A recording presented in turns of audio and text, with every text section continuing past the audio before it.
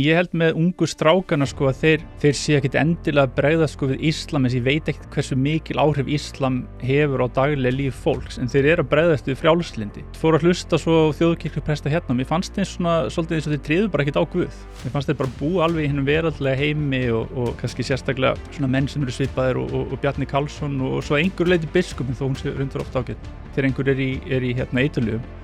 þú elskar hann ekki með því að hjálpa honum að ná í meiri eiturlyf. En það er stefnan sumstaðar núna. Maður hefði haldið það. Já, en það er stefnan sumstaðar núna. Hér á landi það þannig? Já, þetta hefur verið reynt sko bæði í Portland og í Kaliforníu þar sem ég var. Í Kaliforníu svona hættu þeir að framfylgja lögunum sko. Og þá er bara fólk á götunni og drepur sig bara. Og svona, en þú veist, ef þú heldur munn nú lengi og ferur bara menn til að segja hvað sem er. Sko. Já, það er, við erum byrjaðir. Það er svo lítið það sem að sko svona podcast menningin gerir í rauninni jákvætt sko að mínu viti, út af því að það var fyrir ekkert svo löngu þá var þetta einhvern veginn svona algjört hliðarmengi hérna fyrir samfélagsumræðu. Ég hef náttúrulega bara gegn því að þetta sé kallaðir fjölmiðlar, út af því að hlaðvörp eru ekki fjölmiðlar, þetta er bara annað og öðruvísi. En það hefur verið svona svolítið svona breytt aðeins. Joe Rogan hafði náttúrulega þessi áhrif á kosningar í Bandaríkjunum. Já, en ég einhvern veginn hef svolítið verið að berjast fyrir því einmitt að þetta sé eitthvað annað. Þetta er öðruvísi. Já, þetta er kannski svolítið spurning skala sko. Þú veist, til dæmis bara hérna heima kannski broadcast rosa mörg podcast sko. Þannig að það er þá fjölmiðlar, ég held þessi á fjölmiðla styrkjum líka. Já, þeir eru það. Já, þannig að þetta er kannski spurning, en þú þegar út svona einn í þessu sko, þá ertu valla fjölmiðl. Þetta er ekkert mikið öðruvísi en ef að þú veist bara posta mjög mikið í rauninni í þínu tilviki, þar að segja að þú verður að posta jafn mikið og þú segir hérna, en já, ég er sammála, þetta þurfi ekkert endilega að vera fjölmiðlar. Já, og líka bara svona út af því að við erum að fara að tala um list og menningu og svona Venn-diagram áhrif þeirra á það hvernig samfélagið mótast sem heild. Já. En þetta er sko út af því að nú erum við Þorleif Örn hérna fyrir ekki svo löngu og hann er einmitt sem hefur verið í Þýskalandi og annars staðar. Og þar vorum við með að tala um þessu svona áhrif og tengsl listar og ég einhvern veginn alltaf sagði þetta nú Dóra DNA fyrir ekki svo löngu, mér finnst listamenn ekkert vera sjálfkrafa, mjög góðir hugsuðir, en aftur á móti þá eru þeir margir sem eru í listum mjög góðir hugsuðir. Já, þetta er bara svona eins og gengur og gerist, þú veist, sumir eru kjánar og aðrir ekki, sko. En kannski það sem einkennir oft listamenn þeir hugsa kannski svolítið annað en almenningur, sem getur verið gott, sko. Þeir hugsa kannski svolítið svona abstrakt gildi og stundum alls ekki, en stundum svona minn æðri gildi sem að getur verið mjög gagnlegt sko og hafa stundum rétt fyrir sér og stundum rangt fyrir sér, bara eins og gengur og gerist sko. Og þú heitir Einar Baldvin og ert listamaður. Já. Og það sem við langar að gera í dag, kannski áður en við byrjum og förum yfir í það svona umræður sem við höfum hálfgert svona kortlagt en samt alls ekki. Nei, mitt. Bara hver ert þú og svona hver er þín lífssaga? Já, sko ég titla mig sko sem ég verið að skrifa greinar á Vísi sko, þannig kannski ástæðan fyrir ég er hérna, en ég titlaði mig sem listamann undir því, það er svona nær því svona nokkurn veginn sem ég geri. Og það var líka svolítið til að pirra fólk. Það er að segja skrifa bara undir listamaður og oft hafið mitt þegar ég verið að skrifa hefur fólk ráðist á mig fyrir að vera listamaður, hvað er þessi listamaður að segja og fyrir kannski nánur út í það á eftir, en sem sagt ég lærði animation í Kaliforníu, þar að segja í CalArts sem var skóli stofnaður af Walt Disney, fyrsti skólinn í Bandaríkjunum sem að er rauninni með öll listformin undir sama þaki og mjög merkilegur skóli, það er svona sumleiti ég var í deild sem heitir Experimental Animation, það sem maður er svona að gera brjálara animation, svo er svona Hardcore Disney deild, ég tók mikið í henni og svo bara dans, leikur, kvikmyndagerð, skrif og svo framvegis. Og það er svona það sem ég var alveg að vera að vinna við, alls konar bæði gert sem sagt teiknimyndir sjálfur og sem verið að sína á kvikmyndahátíðum og svo alls kynnt bara frílansverkefni, þetta er mjög fjölbreytt og svo hef ég verið nýlega að kenna bæði í Bandaríkjunum og hérna og líka í Kína og þá animation. Svona grunnhugmyndir, þetta var allt sem þróað af Walt Disney. Og svo hef ég verið bara svona að ég er í kaþólsku kirkjunni og hef svona verið að skrifa svolítið það í tengslum við svona kaþólsk gildi í tengslum það sem er gerast á Íslandi og byrjaði reyndir að skrifa eins og stjórnmál, ég var svona aðeins að atast í sjálfstæðisflokknum, þá var einmitt þá sem ég byrjaði að skrifa undir sem listamaður og þá fylltist bara Facebook svona, hvað þessi lista, hann örugglega á ríkisstyrk, hann örugglega bara að sjúga ríkisspenan og hæðast fyrir okkur sko duglegu mönnunum og það finna við þessi fólk átt að skilja að flesti listamenn búa í rosalega svona brútal kapitaliskum raunveruleika sem myndi kannski bara græta sko meðal mannin að þú ert að borga sjálfur í lífeyrissjóðin. Ég var að vinna í Bandaríkjunum, þá er ég sjálfur að kaupa lífeyristryggingu og stundum er ég með fína tekjur og stundum kannski bara einhverju mánuður þar sem ekkert kemur og veist maður svona er við það kannski að gefast upp. Þannig en ég tók eftir þessu, þetta var svolítið ríkt svona að menn hoppuðu á þetta sko, það var mjög fyndið, ég var að skrifa Ég var reyndar sko alltaf kjósandi sjálfstæðisflokksins svona þegar ég var yngri og svo gafst ég upp á þeim bara þegar að fyrsta sem gerðist var eiginlega Icesave þegar þeir sátu allir hjá, ég var svolítið virkur gegn Icesave og þeir sátu allir hjá og á sama tíma var sko Sigmundur að berjast mjög hart gegn þessu og svo náttúrulega Ólafur Ragnar svona í lokin og svo þegar þeir komast í stjórn sem þeir voru síðast í þá fór ég að taka eftir því sko það var engin munur á þeim sko félagslega og vinstri grænum þeir voru nákvæmlega með sömu félagslegu gildi og vinstri græni hvort sem það var kynrænt sjálfstæði eða útvíkun fóstureyðinga þeir sátu reyndar hjásemi fyrir lokin en þeir töluðu aldrei gegn þessu þeir sem töluðu gegn þessu voru Inga Sæland og Sigmundur Davíð svona á frekar hófsaman hátt og ég svona uppleita svolítið að Sigmundur væri svona eini íhaldsmaðurinn á Alþingi og samt mjög svona bara svona frjálslyndur íhaldsmaður svona, hann var svona, ja, kannski ættum ekki að leyfa fóstureyðingar í 6 mánuði kannski ættum að tala það og þetta svona þess vegna fór ég svolítið svona aðast í sjálfstæðisflokknum þetta pirraði mig og svona ég skrifaði einhverja svona greinar og Brynjar sem ég alltaf fundist mjög skemmtilegur, hann hoppaði á þetta og við enduðum í svona DVF það sem var mynd af okkur og rassi í forsíðumyndinni og já, þannig að það var svolítið gaman en svo fór ég svona að skrifa svolítið að meiri alvöru og fór að skrifa svona þess að ég hefði verið að teki eftir ég hefði verið að hlusta á þjóðkirkjupresta og ég hef aldrei verið í rauninni í þjóðkirkjunni þó ég sé skýrður í hana en ég svona var í kaþólskum skóla þegar ég var lítill og svo var ég svona trúlaus í dálítinn tíma og svo þegar ég fór að uppgöta kristna aftur þá fór ég í kaþólsku kirkjuna vegna þess að hún svona, fyrir mér tengdi ég meira við henn en líka með þess að hún upprunalega kirkjan. Jesús Kristur stofnaði kaþólsku kirkjuna, sem sagt Pétur postuli fyrsti páfinn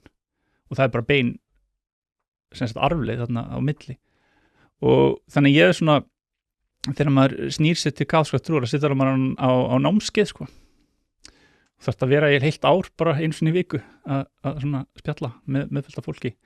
og ég svona fór að hlusta svo þjóðkirkjupresta hérna mér fannst þeim svona svolítið eins og þeir tryðu bara ekkert á Guð mér fannst þeir bara búa alveg í hennum veraldlega heimi og kannski sérstaklega svona menn sem eru svipaðir og Bjarni Karlsson og svo einhver leiti biskupinn þó hún sé rundur ofta ágætt þannig ég fór svona að skrifa svolítið í grunninn skrifaði grein sem svona komið sér svolítið að stað semst hugmyndir C.S. Lewis sem skrifaði Narníubækurnar, hann var kristinn og hann talaði mikið kristni í útvarpi sem var seinna að gefa út í bók sem heitir Mere Christianity, það sem hann braut hann niður og hann var að segja að það versta sem við getum eiginlega gert var að hugsa Jesús sem svona siðspeking, svona góðar hugmyndir mannréttindi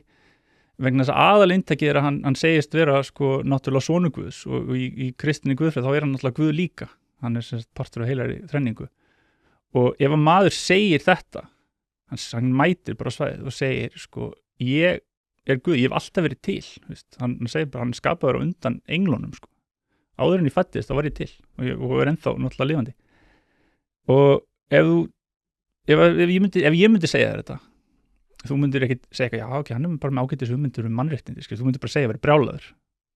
nema þú trúir þessu nema að sem sagt ég rís upp frá dauðum og það myndir sem sagt bara stærstu trúarbröð sögunar, bara breiðist heiminn eftir þetta vegna þess að þeir sem voru þarna og lærisveinir, þeir voru tilbúnir að deyja fyrir þessa hugmynd og þannig ég svona fór hérna skrifa þetta og einhverju prestar að deila þessu úr þjóðkirkjunni og svona Helgi Hrafn og Björn Leví fóru svona að rífast þetta og þetta virðist farið töðunar af þeim sem ég var mjög góð sviti þeir hafa svona verið kannski svona aggressífustu trúleysingarnir á Íslandi náttúrulega Helgi Hrafn hann er náttúrulega svona forsprakki þess að guðlast er leyft á Íslandi. Það var alltaf bara bannað sko. Það var þegar ég var krakki þá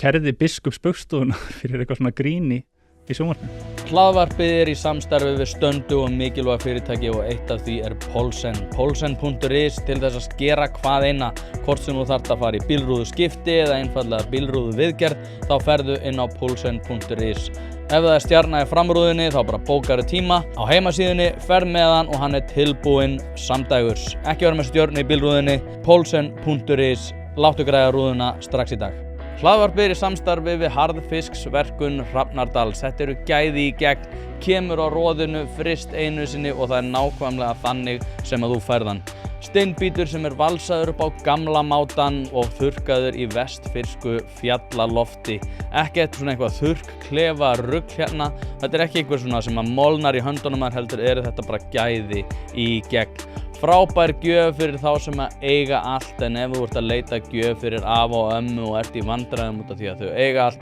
þá að sjálfsögðu gefur þeim bara harðfisk. Til að nálgast þessa gæða vöru þá sendur e-mail á hrafnadalur@proton.me. Þetta líka í lýsingu á þessum þætti þar sem þú getur einfaldlega séð frábæru verðin og séð alla leiðbeiningar hvernig þú nálgast þessa gæða vöru. Já, ég nefnilega sko ég og þegar við vorum að ræða þetta rétt árunni byrjuðum, ég náttúrulega harður Christopher Hitchens aðdáandi og enn, og hann náttúrulega skrifaði bók sem hét God is not great, how religion poisons everything, og þar fjallar hann þessi mál og var náttúrulega í samfloti við Richard Dawkins og Lawrence Krauss sem hefur meðal annars komið tvisvar í þetta podcast og Sam Harris að sjálfsögðu sem ég líka mikill aðdáandi að. Og það sem hefur kannski gerst á undanförnum árum hefur verið svolítið sérstakt, sérstaklega í þessu svona stríði, ég þoli ekki þetta orð menningarstríð, en það aftur á móti ekkert kannski hugtak sem að næri betur utan það til þess að hlustendur skilji hvað ég að tala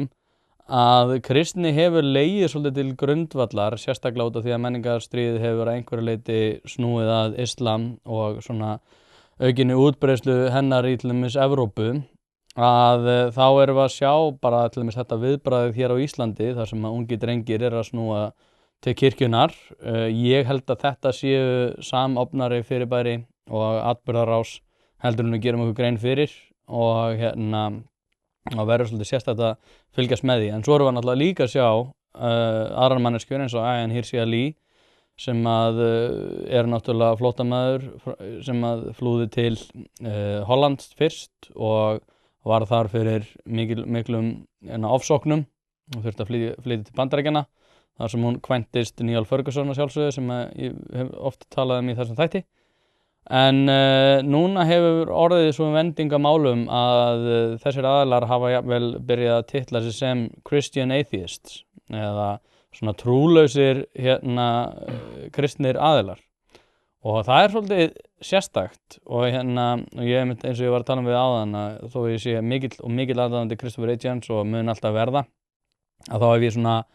haft aðeins, hvað ég var að segja, hófstilltari hugleið, eða svona snúist til hófstilltari hugleiðinga gagnvart kristni einfaldlega út af því að ég get ekki einhvern veginn alveg aftengt hana þeirri sögu og þeirri menningu sem að við búum við. Þó svo að bandaríska stjórnarskráin hafi náttúrulega verið svolítið svona slegið í föstu að við gætum einmitt notað guðlast og það skipti engu máli hvaða trúarbrögðum þú aðhyllist. En við erum að sjá þetta samt í dag og svona ef þú hefur spurt mig fyrir 10 árum hvernig þetta myndi þróast þá hefði ég aldrei getað giskað á þetta að trú væri einhvern veginn miðpunktur þess hvernig umræða að eiga sér stað. En það samt sá raunveruleiki sem að fyrir hendi sko. Já, þetta áhugavert sko, hann skrifaði náttúrulega þessa bók þetta líka Tom Holland Dominion, ég ekki lesin, ég hlusta töluvert á hann sem hann að tala sko að kristin menninga svona heili og hugafar hins heiðna manns væri svona eins og geimveru heili fyrir okkur út af því að kristin væri svo áhrifarík að sem sagt bara þessi hugmynd sko miskun og fyrirgefningu og bara að þú gætir ekki gengið endalaust langt gagnvart andstæðingin þínum, heiðið hugafánum bara svolítið, þú tekur borg og dreipur allir í henni, konur og börn og svo framvegis. og þetta væri svo sterk áhrif að fólk geti í rauninni sko væri farið bara að það tæki þessu sem gefnu, en þetta er ekkit gefið, þetta er mjög róttæk hugmynd og hugmynd sem er ekki til staðar þar sem kristin áhrif eru lítil. Þannig að þetta er, þannig ég skil að menn farið þetta, en ég held með ungu strákana sko að þeir sé ekkit endilega bregðast sko við íslam, en ég veit ekkit hversu mikil áhrif íslam hefur á daglega líf fólks, en þeir eru að bregðast við frjálslyndi. Þeir eru að bregðast við, venst að sko, í rauninni svona kristna hugmyndin er svo að sérst náttúrulögmálin og lögfræðin náttúrulega upphaflega vestræn lögfræðin náttúrurétt kemur frá þessar hugmynd að þetta sé eitthvað sem við uppgötum frá Guði. Og frjálslyndi hefur þróast rosa mikið þegar verið í stríði bara við náttúrulögmálin. Þeir segja þeir bara alveg furðulega hluti. Og sem sagt og grunnhugmyndi í frjálslyndinu, kaþólska kirkjan fordæmdi frjálslyndi á sínum tíma, bæði efnahagslegt og félagslegt sem sagt bara synd, vegna þess að grunnurinn í frjálslyndi er að þú ákveður allt sjálfur. Það er engin guð í rauninni sem að setur reglunar og þú uppgötar, þú finnur þetta bara út fyrir þig, og þá er ekki endilega verið að tala sko að ríkið halda sér höndum og svona leyfi þeir að finna út úr, ég heldur þetta sé bara að allt sé siðferðislega afstæðishyggja, og þetta er það sem fólk trúir á líka, jafnvel kristið fólk. Þetta er svona það sem þú getur minnst atast í samfélaginu. Þú sér þetta í öllum svona slagorðum eins og til dæmis Viðreisnir eru rosa duglegir í einhverjum svona slagorðum, þú veist, frelsi til að vera sá sem ég er, eða og svo framvegis. En þetta þýðir ekki neitt. Þetta er bara svo þægilegt, það er svo þægilegt að vera fullkomlega frjálslyndur og taka enga afstöðu til neins, allt sem allir sé að gera sé bara allt í lagi og þeir svona finna út úr í, en svo það sem verra er, þú gætir alveg verið með svona, kannski einhver svona tómarum, þar sem hlutir eru tiltölulega hlutlausir og þú finnur út ef eitthvað virkar ekki, út af því að þú skellir bara vegg sem eru þá náttúrulögmálin og það er að segja Guð, og bara finnur út, ok, þetta gengur ekki lengur, en núna eru komið öfuga hvata, það sem er verið svona þvinga ónáttúrulögmálum ofan í okkur, bara það er svona innbyggt eiginlega í ríkið sko, og þannig þá eru svona komnir rauninni skrýtni kvadur, og þá er ég ekki að tala fyrir sko frjálshyggju eða frjálslyndi, vegna þess að í rauninni svona svo siðferðislega fylgi, kaþólska siðfræðin er mjög langt frá svona frjálsu efnahagskerfi, allir gera það sem þeir vilja, en þess að grunnhugmyndin, gamla hugmyndin af frelsi er ekki ég gera það sem ég vil, heldur að þú sért frjáls þegar þú trúir á Guð, þú sért frelsast frá syndinni og þú frelsast frá slæmum áhrifum, þannig að til dæmis bara augljóst dæmi er til dæmis að sá sem glímir við áfengisfíkn, hann er aðeins frjálsari ef það er aðeins erfiðar að kaupa áfengið og svo framvegis. Það er þetta að frelsa okkur líka frá svona öfgakenndu efnahagskerfi þar sem fólk er ekki með neina hjálp þegar þetta er alveg vandlið. Þá ertu með frelsi frá svona öfgakendum efnahagsafleiðingum, og þetta tapast svolítið í umræðinu, þessi hugmyndum frelsið, og kannski sérstaklega eins og minnist í Bandaríkjunum, þá er hugmyndum frelsið alltaf einmitt bara svona að þú er frelsi til að gera það sem þú vilt. Hlaðvarpið er í samstarfi við fyrirtæki sem hafa sett svip sinn á íslenska menningu og eitt þeirra eru Bæjarins bestu pylsur. Ég og þú vitum alveg að þegar við fáum okkur pylsu sem er ekki frá Bæjarins bestu og þá vildum við að svo væri. Það segir það í orðinu, þetta eru Bæjarins bestu pylsur. Þið vitið það, ég veit það, skellið þessu hlaðvarpi í eyrun, farið á næsta sölustað og kaupið ykkur tvíhleypu ásamt einhverju góðu að drekka. Ja, mjög margt í þessu, þetta er mjög áhugavert sko. En nú myndi til dæmis, ef ég myndi horfa á þig og ekki vita neitt, þá myndi ég giska á hvað gerir þessi maður? Jú, hann er listaspíra. Já. Þú ert með þannig klippingu og þú klæðið þannig og allt sem er í farið þínu er þannig. En aftur á móti ertu komin til þess að tala gegn frjálslyndi og núna hefur til dæmis samtökunum 78 verið strítt fyrir það að þegar þau eru að tala fyrir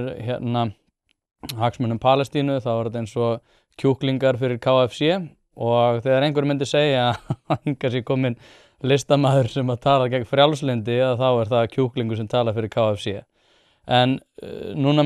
svona til þess að atast aðeins í þessum hugmynduðinum, þá myndi einhver segja byrju, hvernig væri list ef að hún myndi fylgja þessum formerkjum, þar sem að þér væri settur rammi, þar sem þú mættir ekki gagnrýna og mættir ekki taka hliðarskref, þá væri rosalega lítið list. Þannig að hvernig fer þetta heim og saman? Sko, þannig að þetta náttúrulega spurning einhvers konar jafnvægi, þess að mikið af þessu er einhvers konar félagslegt aðhald en list og listamenn þurfa náttúrulega að vera tiltölulega frjálsir til að gera sér og það raunin ekki það sem ég að tala gegn. Ég að tala gegn því að það sé ekki til nein sem sagt eilíf gildi. Það sé ekki til eitthvað sem bara fegurð sem sé mælanleg eða gildi sem aldrei að breytast bara eins og bara að líf manna sé heilagt. Það eitthvað sem frjálslyndi leggst gegn. Þannig að listamenn og allir náttúrulega hafa svigrúm til að gera það sem þeir vilja en við þurfum að hafa mælikvarða á hvað gott, hvað fallegt og svo framvegis. Og þú sér þetta bara þegar listamenn voru að stefna á Guð, bara eins og Michelangelo, ég held að í Tryllingarnir við segja þessi besti listamaður allra tíma. Hann náttúrulega var trúður, hann sagði aðeins guðskapar, ég svona að vinna með skuggan af því sem Guð býr til. Og hann sagði að það betra að stefna eins hátt þú getur og náði ekki en að vera bara einhver svona nátakmarkinu, sko. Þannig að hann var að stefna bara stefni á Guðum og þá málar hann Sistínsku kapelluna og svo framvegis ódöðleg verk. En innan þess svigrúms náttúrulega hann var að byggja rauninni á þessum akademiska aga sem hugmyndin að þú ert ekki frjáls ef þú gerir eitthvað, þú ert frjáls ef þú ert mjög agaður, búin að læra rosalega mikið og þá ertu frjáls til að skapa hvað sem ég kann ekki á píanó til dæmis, ég alls ekki frjáls á píanó, ég get bara glamrað í það og fæ leiða því kannski til 2 sekundur, en ef ég verið búin að læra stíft í mörg ár þá hef ég frelsið til að skapa fegurð á píanóið. Teikning svona, hún óendaleg, þú byrjar með tómt blað og þú veist, byrjar að teikna sem krakki og kant lítið og svo þú heldur áfram. Þú nærð aldrei að skapa neina fullkomnun en þú getur alltaf stemt á hana og það frelsið en já, þannig að það svona nokkuð neða sem ég var að tala um. Það hérna vinur minn sem að stofna þetta hlaðvarp meðal annars með mér árið 2019 áður en að það varði eitthvað, vorum við að taka, það var svona stórbult hvernig við vorum að birta þætti og þetta var svona mjög mikið bara algjört hobby verkefni. Hann kom með svona hugtakanótkunina svona what is normal og hann segir þetta ótrúlega oft í samhengi við einmitt svona, út af því ég er ekki alveg fullkomlega sammálaður en ég hann einhvers staðar á milli út af því að þetta svona það sem hefur verið titla frjálslyndi sem að mér finnst reyndar vera bara ákveðið rangnefni út af því að frjálslyndis hugmyndin okkar í dag einmitt bara að það sé ekki gildi, það bara allir einhvern veginn og svona og hann segir alltaf þegar við verum að tala saman, ég vona ég sé ekki kasta honum undir vagnin þá sendir hann mér einhverjum svona greinar af einhverju svona absúrd fáránleika þar sem að fólk með að tala bara hver þú að dæma mig fyrir það að vera svona og hann sendir þetta og segir what is normal og því að var á sínum tíma fyrir ekki svo löngu að þá var ég rétt rúna baráttunni var ótrúlega oft birtar einhverja svona mjög sérkennileg viðhorf fólk sem að var að lifa sínu lífi á tiltekinn máta oft á tíðum á skjön við jafnvel réttindi annarra stundum ekki og þá var að segja hver þú að dæma og þá var alltaf sagt hvað venjuleg manneskja og maður svona ég veit alveg ég veit hvað venjuleg gildi eru og ég veit alveg að þegar að fólk að tala eitthvað sem að virðist vera rosalega fjarlægt einhverju svona hefðbundum gildum og einhverju sem hefur framfleytt okkur sem samfélagi á jákvæðan máta að þá þetta ofta að höggva í það án þess að fólk og fólk segir bara nei, þetta bara eðlilegt, ég á að hafa aðgengi að börnum til þess að vera að tala það að pólísambönd séu bara frábær hluti sem bara leiðir ekki til neins slæms og ég veit alveg að pólísambönd ekki farsæl leið til þess að skapa fjölskyldu né farsæl leið til þess að ala upp barn. En af hverju veistu það? Út af því að bara reynslu speki undanfarana ára gerir mér kleift að sjá það en jafnvel ef ég hefði ekki þá vitnesku að þá veit ég samt sem áður líka að það ekki jákvætt einfallega út af reynslu speki ef við horfum 100 ára aftur í tíman. Já, eða í biblíuna. Það stendur þar. Já, eða í biblíuna, það getur vel verið. Já. En ég eftir á móti svona, mér finnst þetta svona hvað eðlilega, þú veist, hvað venjuleg mann, og ég sé alveg hvað þú átt að gera og ég veit alveg að þú getur alveg sagt við einhver aðra að þú sért ekki að segja neitt, en ég aftur á móti sé í gegnum þetta. Já, en en svo getur náttúrulega fólk, sko, þú veist, fólk náttúrulega mjög mismunandi, það skapa mjög mismunandi og vísindilega séður og genin mjög mismunandi og mismunandi hlutir ganga fyrir fólk, þannig svona í svona svigrúm er gott, en það ekki gott, sko, svigrúm í bland við þetta að það megi aldrei segja neitt. Og þú og svona að bara einhver svona, þú veist, svona að hugsa þetta að, þú veist, ef einhver maður bara með venjulegar hugmyndir kannski árið 2000, sko, þá hann orðinn öfga hægri í dag og þetta rosa hægri vinstri rosa slæm skilgreining út af því að þetta eitthvað sem kemur úr frönsku byltingun eftir hvoru megin fólk, konungssinnar versus byltingar menn og Íslandi þetta aðalega efnahag, flestir menn segja ok, þú veist, ég hægri maður en ég vil lága skatta, það alls ekki það sem hægri maður í flestum Evrópulöndum til dæmis, þeir eru miklu flóknara samband við það sem við talum og svona berjast fyrir og svo ef maður kaþólskur þá maður kirkjan að minnskosti, fólk náttúrulega alls konar innan en svona kirkjan boðar félagslega íhaldssemi og svona kannski það sem myndi segja svona miðjustefnu í efnahagsmálum og kannski jafnvel frekar, sko, vinstri miðju efnahagsstefnu í málum. Hann sagði, sko, Benedikt Pái 16. sem þykir mjög íhaldsam, hann sagði að fullkomna kerfi væri bara kaþólsk gildi í svona sósíaldemókrata, svona í rauninni bara, sko, fyrir mér væri en fullkomni stjórnmálflokkur kannski bara samfylking með íhaldsgildi, sko, þeir eru með svona nóga mikinn markað, nóga mikla umhyggju fyrir fátækum og fötluðum og þeim sem þurfa hjálp. Það eru kannski helstu kristnu gildin er að hjálpa fólki sem þarf að hjálpa. Og það ekki bara á einstaklings, við eigum að búa til, kirkjan biður okkur að búa til ríkiskerfi sem hjálpar fátækum og gefur svigrum, þeir fordæma sósíalisma og kommunisma, það sem er ekki eignarréttur og Guðin alltaf afneitað, en þeir fordæma líka svona frjálslynda hægri efnahagsstefnu, þá bil ríkra og fátækra of mikið, þannig að þetta flókið, þannig að þú veist, ég get ekki sett sjálf á mig á vinstri hægri skalan. En þú íhaldsmaður? Já, sko, að því leiti að það fyrir svolítið eftir hvað það þýðir, sko, nákvæmlega, en jú, svona einhver leiti. Ef við tökum þetta líka bara, sko, út af því ég hef verið að hugsa mikið hugtaki íhald undanfarið og náttúrulega að halda í eitthvað, ef við snúum orðatiltækinu við, sem náttúrulega bara bein þýðing á þessu og ég held jafnvel að við tækjum svona frjálslyndustu einstaklingana á Íslandi að þá eru þeir ætti allavega þeim að vera mjög huglægt það að vilja halda í ákveðin gildi sem að þeim jafnvel hugnast varðar frelsi fólksins til þess að vera eins og þeir eru. Já. Og en þetta einhvern veginn hefur farið og sko því að hugmyndir okkar 20 ára aftur í tíman eins og þú bendir á íhald en aftur á móti það sem hefur áunnist sem í þessari réttindabaráttu sem að fólk sem að reyndar á ekki að vera titla sig sem ástæður þess eru að gera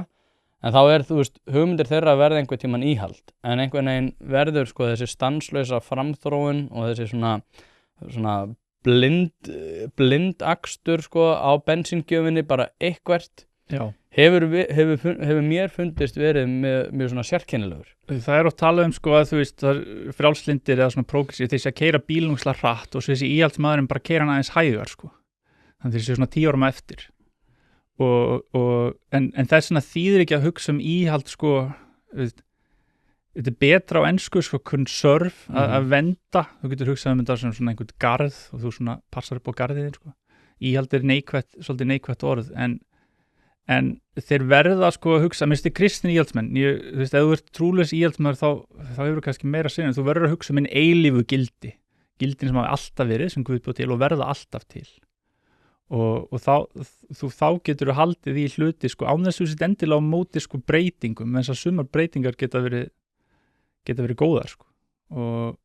og svona tækni framþróun tæknar er náttúrulega góð en það sem maður þarf að passa er að hún bitni ekki á þeim sem minnst mega sín sko. Að fólki sé ekki það er svona eiginlega besta til þeim sem Karl Marx setti fram, hann var að segja að kapitalismi væri stöðug bylting og það er alveg rétt, þegar þú ert í Bandaríkjunum það er alltaf byltast stöðugt og það er aðalega bara tækni og kapitalismi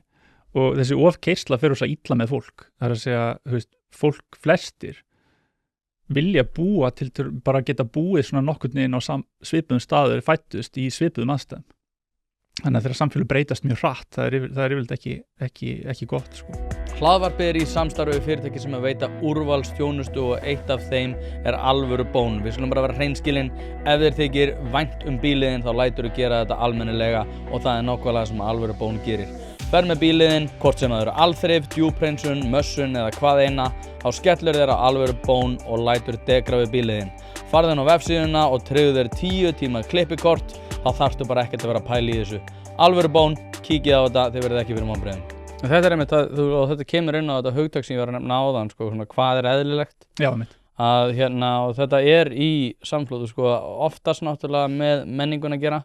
en líka með einmitt þessa svona framfarahyggju sem að ég aðhylltist bara fyrir ekki svo mörgum árum, en fór aftur á móti að skoða bestu rökin gegn mínum málflutningi og hef komist að annarri niðurstöðu og þar af leiðandi ég núna að skoða gömlu rökin sem ég var alltaf að pæla í, en hún hreyfir minna við mér. Ég er með bók sem að ég ætlaði ekkert að koma inn á, ég bara sá hann allt í Conflict of Visions. Já, með því ekki, hann er skemmtilegur, ég hort svolítið á hann. Já, þetta frábært rit sem að kemur inn á sko sundrungu, og því að sundrung líklegast svona áhugaverðasta hugtak í því sem við erum að tala núna, og því að sundrung hefur einhvern veginn fengið á sig neikvæðan stimpil. Hér er þetta kallað polarisering. Já. Eins og það að skiptar skoðanir séu sjálfkrafa slæmar. Að sjálfsögðu þetta þegar þetta komið of mikil sundrung, þar að segja ef það of mikil gjá á milli fólks, og þá náttúrulega leiðir það oft á tíðum til átaka. En hins vegar þegar hún á smærri skala, eins og hún í flestum tilfellum á Íslandi, að þá einmitt eins og þú varst að segja þegar maður árið 2000 kemur með einhverja hugleiðingar, að þá það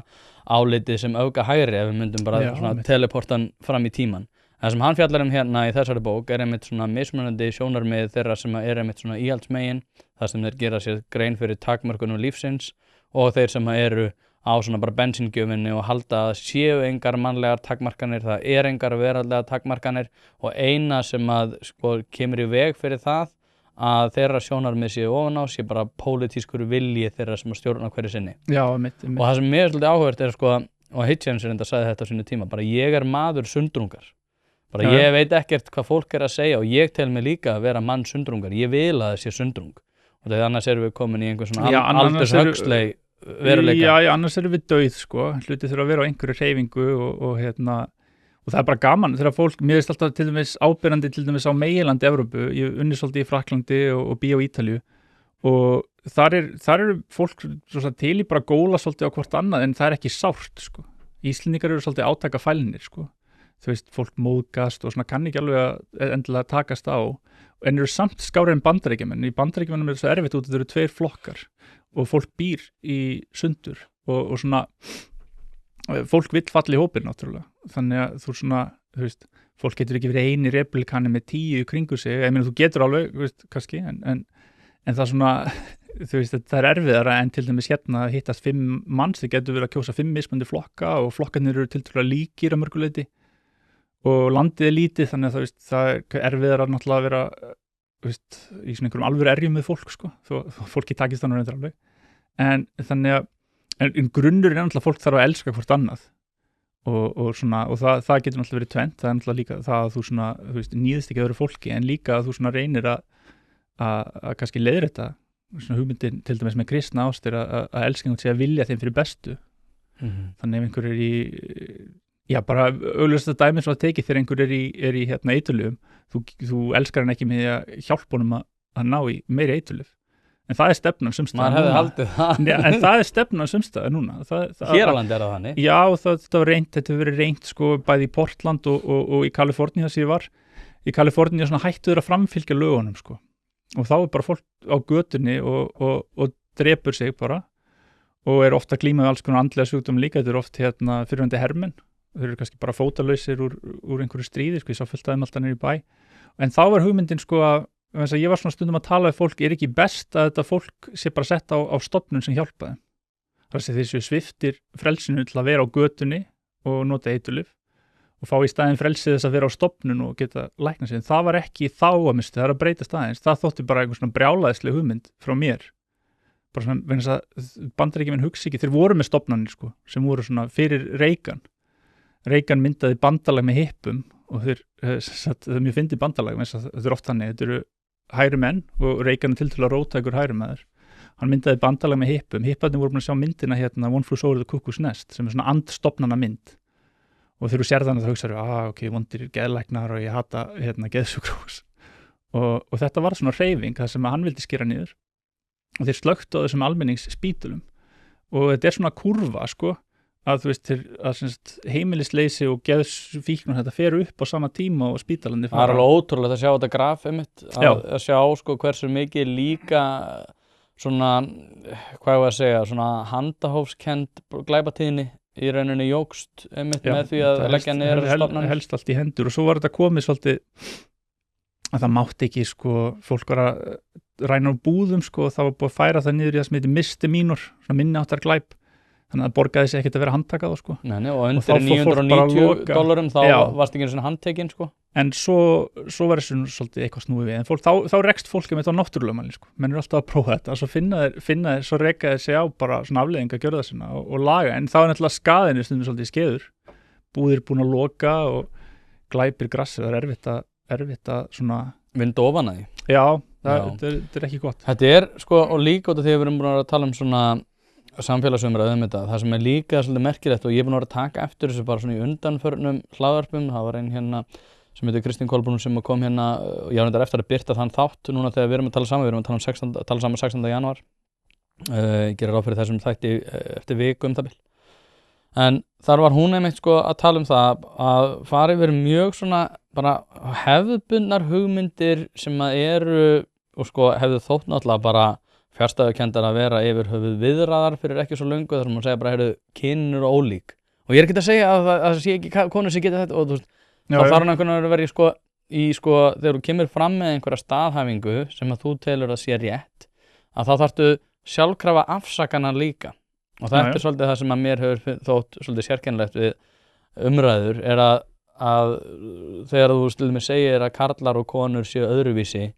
að þá ert einmitt bendlaður við það að þurfa að segja en ég vil samt alveg að konur sé á vinnumarkaði eða eitthvað svona, einhver algjörða dellu sko. Þú þarft alltaf að afsaka þig sko og það er ekki góð vani en hinsliðin þarf aldrei að afsaka neitt sko. Nei, en þeir gera það ekki, þú getur alveg slepptið að gera málið er að það getur enginn gert neitt við því sem þú gerir sjálfum þér ekki fyrir utan eitthvað svona gróft ofbeldi skilur en ég meina,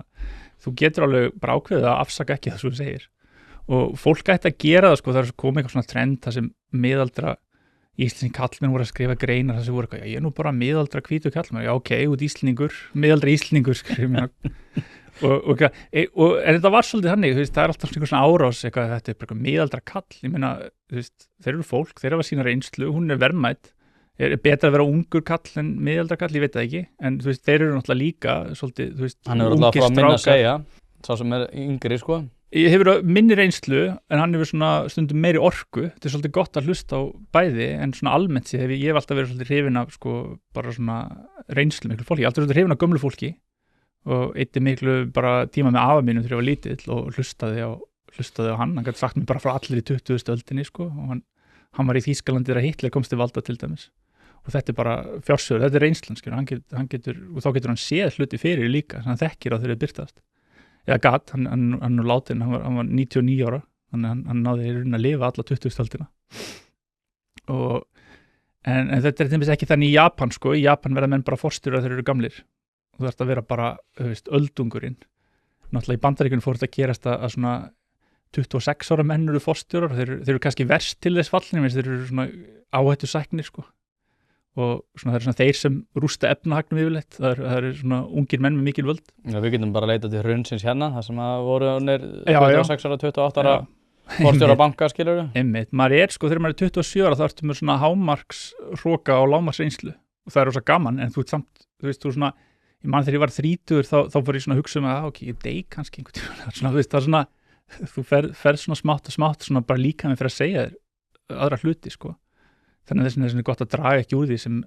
bara miðaldra eða eldra fólk er að segja út af því að það sé bara eitthvað out of touch sko þess að kannski bara gott skilur að vera svolítið út úr svona framfarasækni og svona ringiðu nútíma sem mörgu leyti. Já, það náttúrulega að tala að maður verði íhaldsamur eftir sem maður verður eldri og þar alveg kemur kannski þetta hugtakaði mitt eins og þú segir sko, ég þoldi ekki þegar að menn voru að kveða sér til máls og þurfti einhvern veginn að setja þennan fáránlega fyrirvara. Ég svona litinn og ég svona gamall. Já, en þetta sko ég alltaf að segja sko nemendum mínum eins og ég kenni hérna í nokkrum háskólum að afsakaði ekki áður en þú sýnir eitthvað og stelpur gerir þetta meira en strákar og ég hef stundum að segja að maður gerir þetta ekki, það er svona, þú veist, áður en það sýnir eitthvað þá er það svona, já, þetta er ekki alveg tilbúið og þetta er ekkert svo gott og ég er ekkert svo góð í þessu og strákar eru meira, þeir koma bara og henda þessu upp, skilur og þú rauninni sko áður en þetta er svona bara í svona öllum sýningalistum og sjóbyrðis, þú náttúrulega vilt ekki draga úr því sem þú ert að gera áður en þú sýnir fólki þá hugsa það bara, þú ert búin að segja þessi lélegt, akkur ætti það að hugsa eitthvað, nei, þetta er gott, ég meina, og þetta er líka svona þegar fólk setur fyrirvara. Mér eru oft fundist sko hægri menn, sérstaklega íhaldsmenn á Íslandi, þeir setja fyrirvara við allt sem þeir segja sko.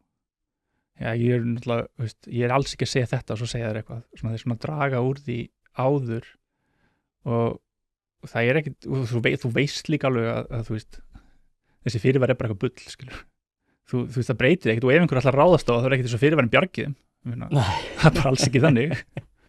Þeir finna bara það að versta, þú veist, eins og við tölum hérna í einhver tíma og ef ég segi eitthvað sem kemur í vandræði eða þá finnur fólk bara verstu setninguna. Já. Þú veist, hún má bara vera hann og bara góða skemmtun, sko. Hlaðvarp er í samstarfi við Happy Hydrate. Steinefni eru orðin mikilvægur þáttur í mínu lífi og ég er ekki einu svona grínast, ég er að nota þessar vörur í alvörinu. Það er ástæða fyrir því að þessir kassar hérna eru tómir. Nýjungarnar og framþróunin hjá Happy Hydrate er hreint út sagt frábær. Kreatín er samhliða steinefnunum, eitthvað sem að þeir bjóða upp á og ég nota að staðaldri. Eftir að ég byrjaði að nota þessar frábæru vörur að þá líður mér einfaldlega betur. Ég kem meiri verk og dagurinn verður betri. Dagskammtur af nauðsynlegu vítamínum, engin gervisykur og þú færð þetta í rauninni hvar sem að þú verslar. Þú verður ekki fyrir vonbrigðum ef þú prófar þetta og ég mæli með að þú gerir það strax í dag. Og líka samt í ofanalag sko að það sem hefur náttúrulega og er aðeins frábrugðið því sem að ég tel kannski vera jákvætt í svona vestrænni menningu sem að hefur einmitt verið það að sundrung og skoðanaskipti hafa leitt til betri hluta í mörgum tilvikum, stundum ekki. En það sem er sérstakt í þessu sko er að að þessi fyrirvari og alltaf að tönglast á þessu, eins og þú segir, það kemur þér ekkert í bjargar út af því að þessar hýenur sem eru hvað sem er að fara að leitast eftir því að finna eitthvað athugavert það sem að þú ert að segja og ég man út af því ég var að rifja upp bara þegar maður var að byrja í þessu hlaðvarpi að þá var, skilurðu, bæði það sko að þegar ég sá einhver umræður á einhver svona réttindahópi með eitthvað þannig að þá byrti fólk eitthvað og sjáðu hvað þessi manneskja er ömurleg og var það að benda á mig og þá fyrstum sinn þá var þetta svona ekki vera að byrta þetta út af því að þú ert að plattforman skilur á röngum forsendum og dreifa þessu þar en svo eftir því sem að fleiri hlusta þá einhvern veginn gefast þau upp að það er svona no platforming og þá fara þau sko að vaði í þig. Já, en punkturinn er alltaf sá sko að þú ert aldrei að leitast eftir því að sjá eitthvað það sem maður hefur að segja. Þú ert að leitast eftir því að slá upp ákveðinu svona þórðargleði þeirra sem að eru sko stanslaust að reyna að finna eitthvað athugavert við Einar Baldvin eða Tóta Hjartar eða hvern sem er. Þannig að sko maður verður líka að gera sér grein fyrir því að sko ámaður að vera fyrst og fremst að hlusta á þann sem að er með þann einsetta vilja, einblínda vilja að reyna einhvern veginn að ná þér. Því að punkturinn er ekki sá að þú ert að reyna að skilja þetta eða að reyna að komast að einhverju nýju eða eitthvað þannig. Einblíndi viljinn er bara fyrst og fremst,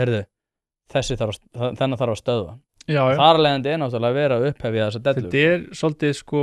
ég reyni alltaf að tala við fólk í svona góðri trú og reyna að skilja það sem þeir eru að segja, en þú reksti ofta á sérstaklega á netinu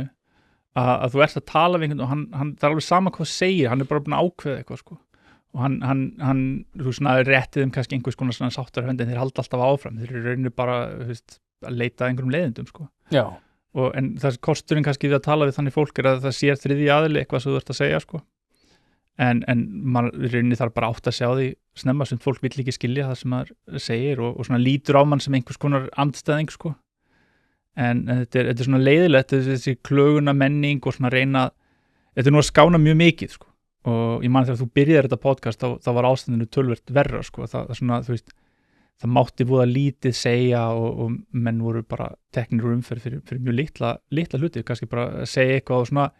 þú veist, þetta svigrúm var lítið til að gera hluti sko. Núna náttúrulega vindurinn svolítið farin úr af mörgu leiti frjálslyndum vinstri, en hann er komið svolítið til hægri sko, sérstaklega í Bandaríkjunum þar sem menn eru farin að níðast sko alveg ógurlega á fólki, taka það úr umferð fyrir ummæli og náttúrulega líka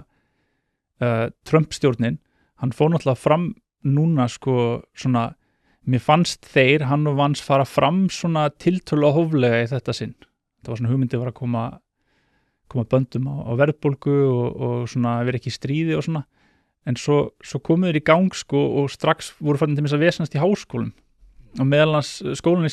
sem ég kenni USC, University of Southern California, ég er sem sagt dósent þar held að heita á íslensku. Það var komin einhvern svona lista yfir svona góða skóla sem Trump-stjórnin þarf að fylgjast með og passa þessi svona og það var aðalmálið að kæfa sko mótmæli gegn Ísrael og ákveðin orð væru ekki í kennsluskránum og svona og ég var að kenna sko líka undir Biden og það var svona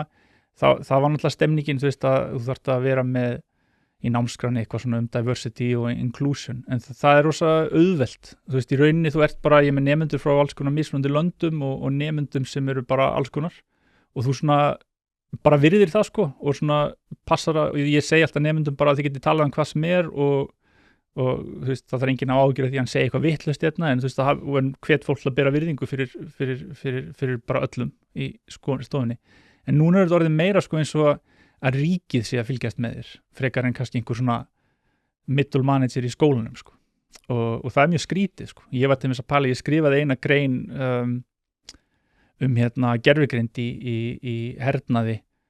og hvernig Ísraelsmenn að nota allar reiknum skotmörk til að sprengja upp hluti á Gaza hraðar og ég var að tengja það við það sem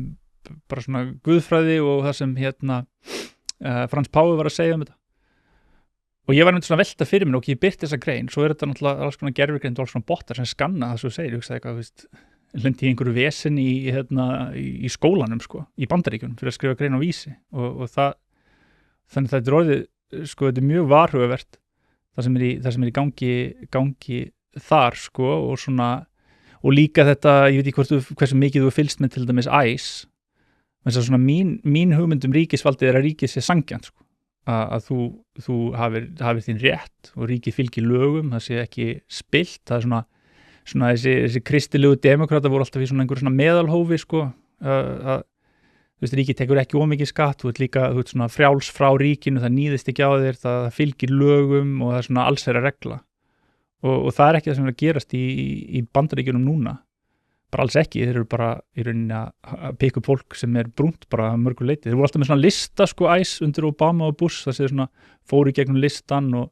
voru búin að votta og náttúrulega tekkuð á skilríkjum, en núna er þetta komið bara, þetta er einhver svona nánast handahófskent sko. Já. Og ég þekki, bara alltaf klára þess, ég meina ég þekki til mér góðu vinur minn að núti, þú veist, hann lítur bara út eins og svona erkitýpu Mexikani sko, en hann fjölskyldan sé búin að vera þarna í 6 kynslóðir, bara mexikanskar ættir, þannig hann er búin að vera þarna lengur en næstu allir sko, bara í 200 ára eða eitthvað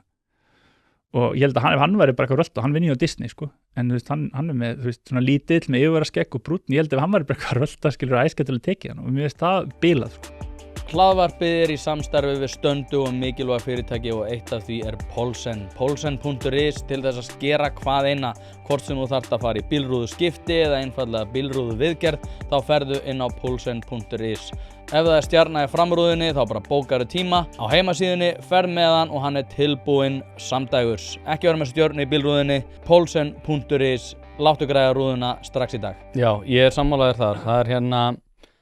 frábært, ég man nú ekki hvar er skrifað þetta, hvort þetta sé, nei, þetta er ekki Hobbes, þetta er eldgamalt rita sem er verið að tala einmitt svona þróun lýðræðisríkja í samhengi við sögu konungsríkja í Evrópu og þar er fjallað það sko munun á valdi og framkvæmdavaldi, að í rauninni þá hafði konungur fyrri tíma og sérstaklega á svona myrkum miðöldum og fleira, að þá hafðu þeir mikið vald en lítið framkvæmdavald og eftir því sem að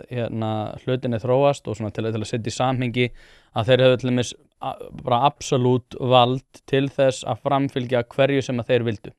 Það gat enginn spurt neina spurninga, þú gast ekki komið neina athugasemdir, en þeir hafa áttur mjög litla getu út af því að voru bara einhver litli smákongar í mismunandi ríkjum og mismunandi fylkjum og héröðum og öðru. Já, að konungurinn hafi rosalega lítið vald til þess að hafa geta sagt fólki nákvæmlega hvernig það átt að haga hlutunum. Já, til dæmis bara tollheimta og annað var bara mjög flókin framkvæmd. Já. Út af því að þeir hefðu ekki í rauninni tæknilega getu til þess að framfylgja sínu valdi. Svo einhvern veginn nálgast þessi tveir þættir, það er að segja framkvæmdavaldið og valdið, og nú erum við með lýðræðisskipulag þar sem að þú ert í rauninni búin að tempra valdið töluvert meira, þarft að standa skil á lýðræðislegum ferlum og öðru, og að þú þurfir í rauninni að lúta ákveðnum bara svona vendlum, lýðræðisvendlum í öllu sem að kemur á valdi. Hins vegar þá er valdið til þess að framkvæma orðið miklu meira. Við erum bara með skattinn, við erum með lögreglu, við erum með annað, við erum með, nú erum við náttúrulega með mikla greind varðar bara alla tæknilega getu, gerfugreind og annað, og það er svolítið svona til þess að taka undir það sem þú varst að segja, er að núna þegar að þetta framkvæmdarvald, alveg sama hvað okkur finnst vald þeirra sem fara með völdin hverju sinni, hversu lítilega mikil þau að vera, að þá er framkvæmdarvaldið orðið svo gríðarlegt til þess að framfylgja að það er orðið rosalega óhugnalegt. Og það er gerfugreindin eins og þú vorst að segja, og ég er bara búin að lenda í því sjálfur að núna þegar maður er til þess að birta þætti, nú er ég komin greinilega á einhvern rauðan lista yfir það hvernig ég megi birta þætti út af því ég geti mögulega verið að tala Evrópusambandið eða eitthvað annað. Og það er ótrúlega skrítið út af því að ég veit alveg að það eru engir mannlegir ferlar sem að taka ákvarðinu slíkt. Heldur er það bara gerfugreindin sem er búin að þýða mín hlaðvörp, sjálfkrafa, strax og þau eru sett inn og tekin ákvarðanir út frá því. Þannig að við erum búin að útvista þessu til í rauninni svona andlitslaus fyrirbæris og það hefur ekkert með valdið í sjálfu sér að gera, heldur framkvæmdavaldið. Já, ég er svona, oft svona hrifinn af, ég er mikill miðaldamaður, ég myndi ekki svona kalla þetta myrkar miðaldir, en ég er hrifinn af konungum, svona konungsinn eða mörgu leiti, ég svona grínast stundu svolítið með það að Ólafur Ragnar hefði bara átt að vera konungur, hann hefði bara átt að vera áfram og hann var búin að svona sýna sig og þetta forseta embætti rosa skrítið og þetta er náttúrulega konungsembætti nema við fáum að kjósa hann, ég held að vera ágætt bara ef hann hefði verið svona, væri núna bara svona áttræður konungur en þetta er rétt en líka þess við höfum, flestir hafa hugmyndir konunga úr einhverjum myndum bíómyndum sem eru náttúrulega frjálslyndar myndir frá 1920 og þeir tengja konungdæmi við fasisma en konungsveldi var ekki fasismi er bylting gegn lýðræði og náttúrulega mjög slæmbylting en fólk blandar þessu saman að konungar hafi verið eins og einræðisherrar en þeir höfðu náttúrulega einhver leyti algjört vald ekki til að framkvæmda en þeir voru líka svolítið háðir því að halda fólki undir því góðu eins að fólk gæti náttúrulega gert byltingar og menninni sem voru undir þeim gátu náttúrulega steyptum að stóli þannig að þetta svona þetta er oft kannski svolítið miskilið en náttúrulega það sem þú getur ekki gert með góðum hluti núna, þú kemur einhver konungsvaldi á aftur en ég er svona hrifinn af þar sem það er að því sé haldi við, ég er svona gaman af til dæmis bresku konungsfjölskyldunni og svo framvegis ég er svona, þetta getur verið mjög gagnlegt fyrir fólk, til dæmis bara eins og Elísabet drottning var rosa stöðugt afl í ensku lífi, hún var búin að vera alveg frá bara fyrir stríð held ég og bara svona, hefði séð allt og svona, þú gæst svona treyst á hana og náttúrulega þeir eru yfir stjórnmálin hafin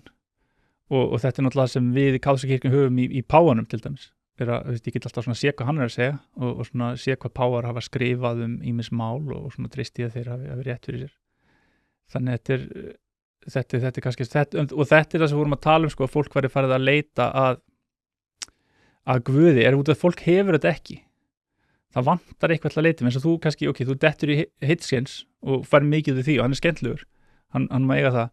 en svo, þú finnur alveg botnin á endanum á Hitchens nú er ég búin að lesa hann og ég er búin að horfa á myndum og nú er Hitchens búinn, hvert ferðu þá? Fer kannski í næsta mann og næsta menn og nú eru menn farnir að mörguleiti í gervigreindin er orðið svona svo skurðgoð fyrir mönnum að hún á að leysa allt og þú veist, hún getur sálgrindi, hún getur skapað bara heiminn á jörðu sko með tækniframförum en þeir sem enda í kristni eða jafnvel öðrum trúarbrögðum þeir eru kannski að reyna að leita að hinu óendanlega sko. Þá getur þú sett svona, það er sagt svona að sálin hún hafi svona óendanlegan þorsta fyrir Guði og þú getur reynda að tróða alls konar hlutum inn í þeim en þeir fylla þig aldrei alveg sko. Og ég rak mig svolítið á þetta sko þegar ég var trúlaus, ég var alltaf svona að skoða alls konar hluti og þeir voru aldrei fannst ekki þeir voru aldrei það vantar eitthvað sko svona til að sökka sig og svo er það fallega við kristni að hún náttúrulega, þetta er líka djúp menningasaga, þetta er endalaust og alls konar dýrlingar og guðfræðingar sem er að lesa og kynna sér en ég held að þetta sé svona sem ungir strákar eru svolítið að sækja í núna einhverja svona festu og ég veit ekki hver, sko þetta er svolítið áhugavert náttúrulega, sko þjóðkirkjan er eiginlega alveg samdauna frjálslyndu lýðræði, bara alveg eða lýðræði, bara frjálslyndu samfélagi, þeir segja raunin ekkit annað sko, en ég veit ekki alveg hvað fólk finnur þar, þess vegna sækja margir núna í ég náttúrulega einhverju leiti í kaþólskirkjunni líka í Fíladelfíu, þess að þeir eru svona róttækir en þeir eru náttúrulega bandarísk trú sko, og svona í rauninni svolítið svona karismatik trú, þeir eru ekki djúpir í guðfræði eða hefð, sko, þeir finna svona stemningu sko, þannig að og það er mjög áhugavert hvernig hún komst til Ísland sko, það er mjög skrítið og pælið það sé einhver hvítasunnu menn, þetta byrjaði í Los Angeles sko 1920 eitthvað og svo þetta komist krókaleiðina til Íslands og hafa verið með sína kirkju og gera marga góða hluti, skrifa nú greinu það líka, þeir reka kaffistofu Samhjálpar sem að gera mjög marga góða hluti. Hlaðvarpið er í samstarfi við fiskhúsið.is.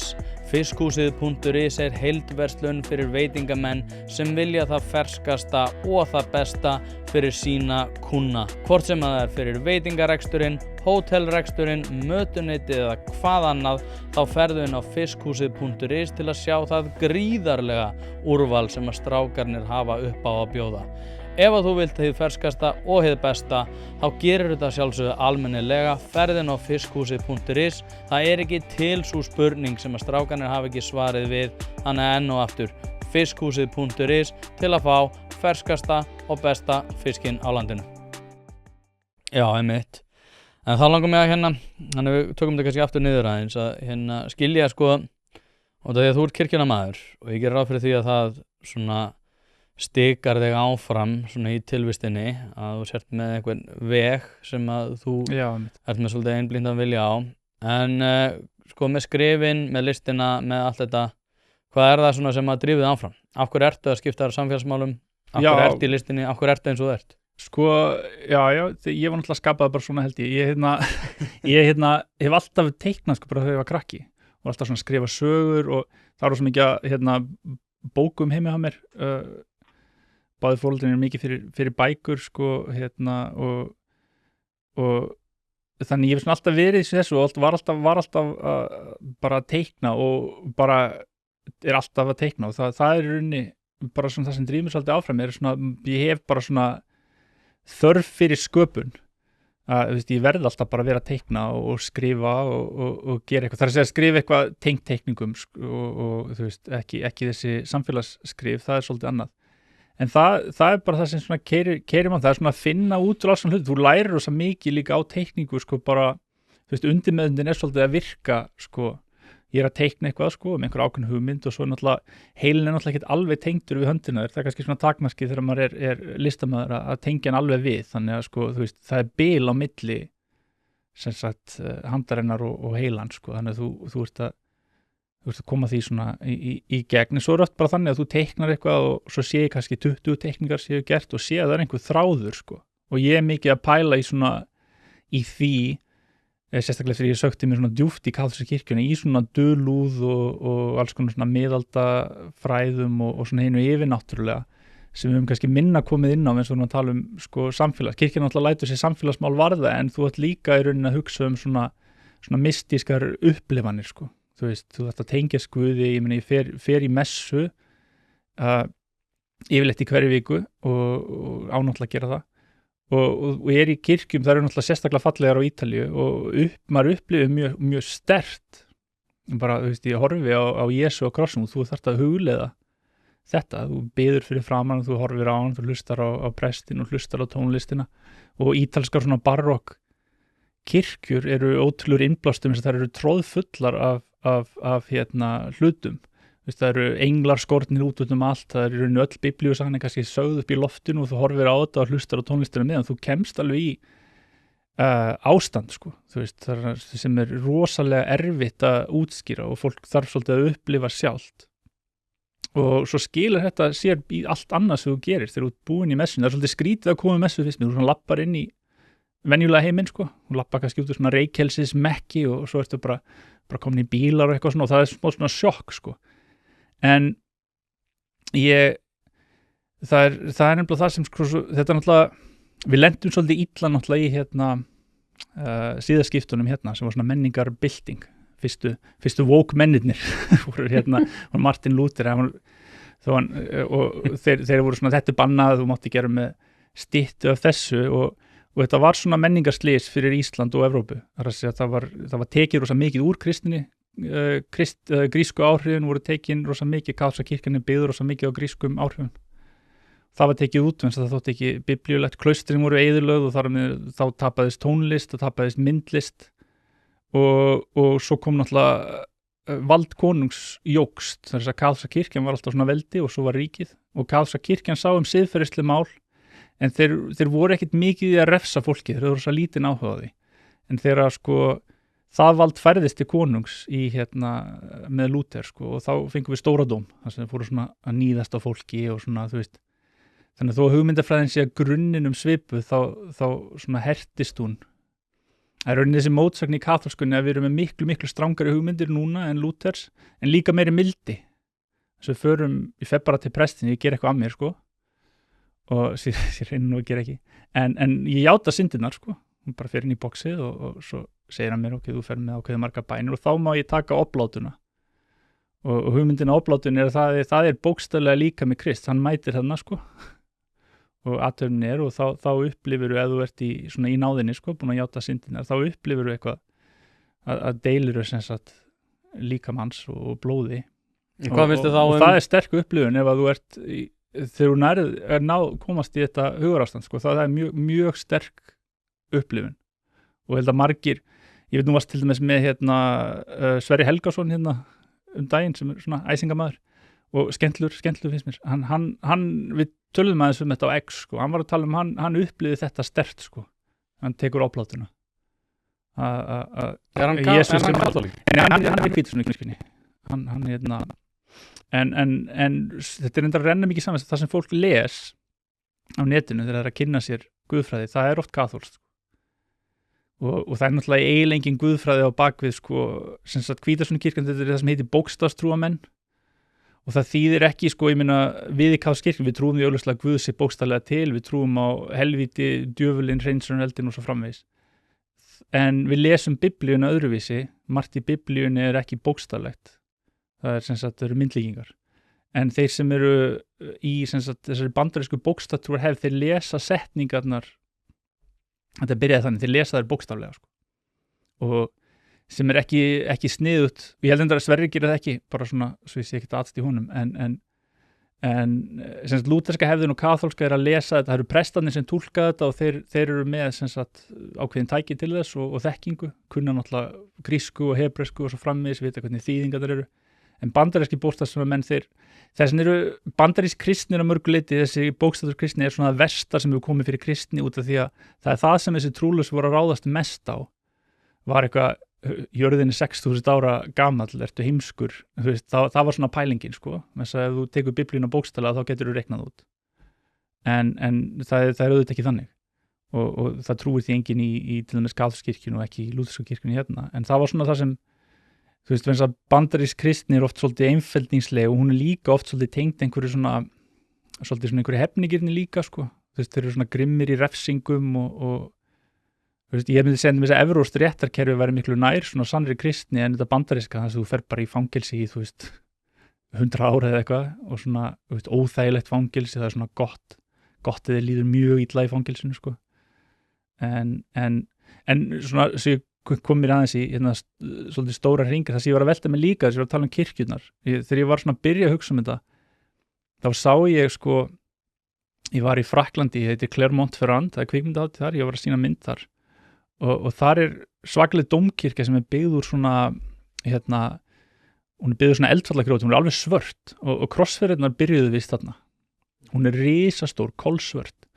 og ég var þarna sko stutt eftir ISIS árásirnar í París og þó ég hef verið bara mjög mikil áhrif á mig, mér fannst það mjög óþægilegar sko og svona ISIS var alveg svolítið óstöðandi á þessum tíma og bara ógeðslegar og þegar ég fórandi flags þá voru hermenn út allt sko, bara meiri sér litlum bæjum og þeir voru bara með vélbyssur að verja og margir reyndar svona voru með mér að segja að það væri óþægilegt, mér fannst það bara mjög gott sko þess að þá kemur ISIS ekkert í mig sko en svo fór ég, það var eitthvað svona partí og svo daginn eftir var ég mjög þunnur og ég fór inn í kirkjuna, fór að skoða hana og satt bara ótrúlega lengi inn í kirkjunni, kannski bara svona 1,5 tíma bara eitthvað svona og ég fór að hugsa þess að mikið, af hverju hættum við að byggja svona hluti sem að í rauninni þjóna einhverjum praktískum tilgangi nema náttúrulega lofa Guð og líka vera fallegir og þetta var byggt einmitt á þessum myrku miðöldum og þetta er rauninni hátækni á þessum tíma, þessar gotnesku kirkjur það voru svona framfarir í hérna arkitektúr og starffræði og svo framvegis sem gerðu kleift eitthvað til byggt þessar rosalegu turna og saman tíma hefði verið að lesa bók eftir hérna Michel Houellebecq, það svona jaðarmaður og mjög þekktur rithöfundur franskur sem hefur skrifað mjög mikið sko gegn frjálslyndi og í skáldsögunum og kapitalisma og hann var sem sagt lent í því hann var einmitt sko alveg upp í svona kommunu mammas var einhver svona hippi og hann var vanræktur sko hann var bara, þú veist, þetta ömulega æsku og svona og hann svona franskur pervert og skrifaði mikið en hann skrifaði bók sem sagt eru góða bækur og hann skrifaði bók sem heitir Submission, það að segja undirgefni sem það sem Islam þýðir og þegar hann var að fara að gefa bókinu þá sem sagt held ég að Charlie Hebdo árásin hafi átt sér stað og hann hérna fór náttúrulega í felur, hann sagði bara ok, fuck en svo kom bókin út og það átti þessi fólk hann var eiginlega ekkert að gera grína sko Islam, þeir eru svolítið rökréttir í bókinni en hann var að gera grína sko þessum frjálslyndu sem mynda sem sagt þetta tómarúm sko og þeir íta kristninni út Hlaðvarpið í samstarfi við heitirpottar.is hvort sem þið vantar saltvatnspott, hitaveitupott, kaldan pott, sánuklefa eða hvað eina í heita pottinn þá ferð þú inn á heitirpottar.is og lætur græja þig þjónusta og uppsetningum all land og nú jafnvel hægt að fá sér smíðaðan sánuklefa þar sem að þú færð sánuna nákvæmlega eins og þú vilt hafa hana. Það ekki hægt að setja verðmiða á heilsuna eða samverustund með fjölskyldunni og því mikilvægt að huga að báðu og það nákvæmlega það sem að heitirpottar.is auðvelda þér að gera. Hvort sem þú ert að endurnýja gamla pottinn eða gera þetta frá grunni þá getur þú sendt skilaboð á netinu eða bara einfaldlega kíkt í verslunina að Fossalsi 13 en þar opið alla virka daga milli 10 og 17 og á laugardögum milli 10 og 14. Ekki drolla við þetta, þú veist að þið langar í heitan pott og sánu heimtíðin, heitirpottar.is græja þetta fyrir þig. Og þá kemur tómarum og hvað gerist í tómarum? Það kemur bara einhver sem rosalega sjálfsörugur og rosalega sterkur og bara tekur yfir en svo enda bókin eiginlega því sko að hún byrjar þar allir svona kallmenn byrjar að missa vinna, það verður svona íta þeim út úr háskólum, út að kynjafræði og svo framvegis en þegar Íslam tekur yfir þá bannaði konum að vinna og allir sem sagt frjálslyndu prófessorarnir fá vinnuna aftur og mega svo giftast mörgum konum og þeir eru náttúrulega franskir þannig þeir eru mjög spenntir fyrir svona mjög ungum stúlkum þannig að bókin endur á því að þeir lifa bara góðu lífi í Íslam, þeir eru með þú veist bara einhver 14 ára eiginkonur sko þannig að þetta er svona kaltæðnis sko meistaraverk en hann hefur skrifað rosa mikið þennan einmanaleika sem einkennir það sem búið að fyrsta bókina sé örindirnar það sem hann einmitt að skrifa samfélag orðið bara svona einstaklingshyggju samfélag það sem allir eru bara einhvern veginn svona týndir inn í sjálfum sér og svona og hann tengir hann sagði sko að þessi hann sá svolítið fyrir sko að þessi kynferðisbylting myndi leiða til þess að sumir myndu bara ekkert upplifa kynlíf sko þetta myndi markaðsvæða kynlíf sem svolítið sem búið að gerast já og hann sá fyrir eiginlega sko þennan einmanleika og þessa insel menningu til dæmis og til dæmis að Tinder, þetta í rauninni bara þú ert í rauninni bara svona nánast að versla með fólk, þú veist bara svona, ok, þetta og þetta rosa ónáttúrulegt út af því að venjulega hafa alltaf sambönd myndast kannski, þú veist, fólk kynnist einhverjum en það er að vinna með þeim eða fyrir á stefnumót og svona ég held að það sé ekki rosa gott fyrir heilin að hafa eitthvað, þú veist, 20 valmöðleika alla í einu, svo þú getur verið að tala við og svona síað út, þetta er rosa skrítið sko, en svo ég mæli með honum, Welbeck þú er örugglega gaman á honum, þetta er áhugaverður rithöfundur og svona hefur trillt fólkinu tíðina, svona tröll sko. Já, nei, ég þetta hljómar mjög áhugavert og ég fer bara í að skoða það, en við þurfum eiginlega að ljúka þessu núna því að ég er með annað viðtal eftir smá stund, en þetta var mjög áhugavert, við þurfum eiginlega að endurtaka þetta þegar þú ert á landinu. Já, bara næst ég til hvenær sem bara snild sko. Einar Baldvin, takk fyrir að koma og þangað til næst. Takk sem þið, bye bye.